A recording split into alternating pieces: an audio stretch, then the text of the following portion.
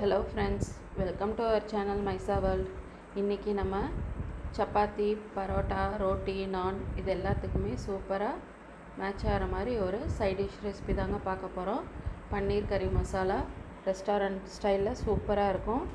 அதுக்கு நான் 100 கிராம்ஸ் பன்னீர் எடுத்து சின்ன சின்ன க்யூப்ஸுகளாக கட் பண்ணி வச்சுருக்கேன்.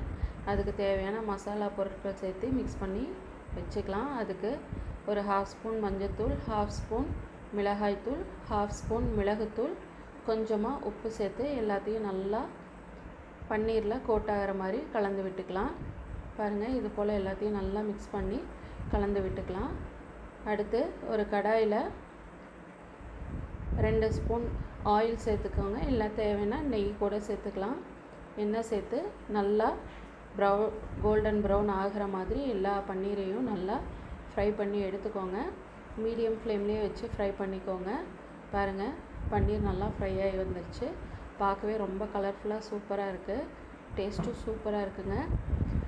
இப்போது பன்னீரை எல்லாத்தையும் ஒரு பிளேட்டுக்கு மாற்றிக்கலாம். அதே கடாயில் நான் 2 டேபிள் ஸ்பூன் எண்ணெய் சேர்த்துருக்கேன். கூடவே 1 டேபிள் ஸ்பூன் நெய் சேர்த்துருக்கேன்.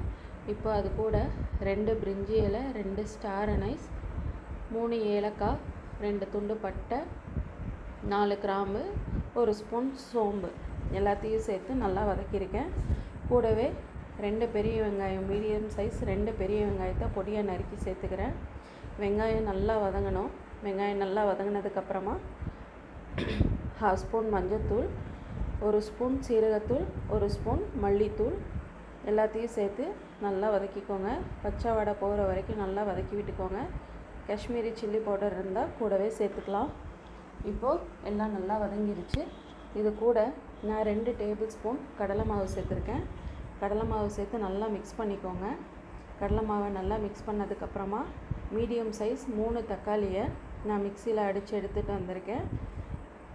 அதையும் கூட சேர்த்து நல்லா மிக்ஸ் பண்ணிக்கோங்க. இப்போது டேஸ்ட்டு பார்த்துட்டு தேவைன்னா காரத்துக்கேற்ப மிளகாத்தூள் சேர்த்துக்கலாம். பாருங்கள், எல்லாத்தையும் நல்லா வதக்கி விட்டுக்கோங்க. தக்காளி நல்லா வதங்கிடுச்சு. இப்போது 2 டேபிள் ஸ்பூன் கறி மசாலா தூள் அதையும் சேர்த்து நல்லா வதக்கிக்கோங்க. தக்காளி நம்ம அரைச்சி ஊற்றுனதுனால எல்லாம் சேர்ந்து நல்லா தொக்கு மாதிரி ஒன்றா கலந்து வந்துருச்சு. உங்களுக்கு தேவைன்னா கொஞ்சம் தண்ணி ஆட் பண்ணிக்கலாம். நான் இது கூட 2 டேபிள் ஸ்பூன் தயிரை நல்லா பீட் பண்ணி ஆட் பண்ணியிருக்கேன். எல்லாத்தையும் நல்லா சேர்த்து கொஞ்சம் தண்ணி விட்டு தேவையான கிரேவி பதத்துக்கு மிக்ஸ் பண்ணி எடுத்துக்கலாம். எல்லாம் நல்லா மிக்ஸ் ஆகிடுச்சு. இப்போது இது கூட கொஞ்சமாக நறுக்கிய மல்லித்தலை, கூடவே 1 ஸ்பூன் கஸ்தூரி மேத்தி எல்லாத்தையும் சேர்த்து நல்லா மிக்ஸ் பண்ணிக்கலாம். நான் இஞ்சி பூண்டு பேஸ்ட்டு போட மறந்துட்டேன். உங்களுக்கு பிடிக்கும்னா நீங்கள் ஆட் பண்ணிக்கலாம். இப்போ எல்லாம் நல்லா மிக்ஸ் ஆகி வந்துருச்சு. கிரேவி ரெடி ஆயிடுச்சு. இப்போ அது கூட ஃப்ரை பண்ணி வச்சுருக்க பன்னீரையும் ஆட் பண்ணிக்கலாம். ஆட் பண்ணி ஒரு 5 மினிட்ஸ் நல்லா கொதிக்க விட்டு எடுத்துருங்க. அவ்வளோதாங்க, சூப்பரான டேஸ்ட்டில் ரெஸ்டாரண்ட் ஸ்டைல் பன்னீர் கறி மசாலா ரெடி ஆகிடுச்சு.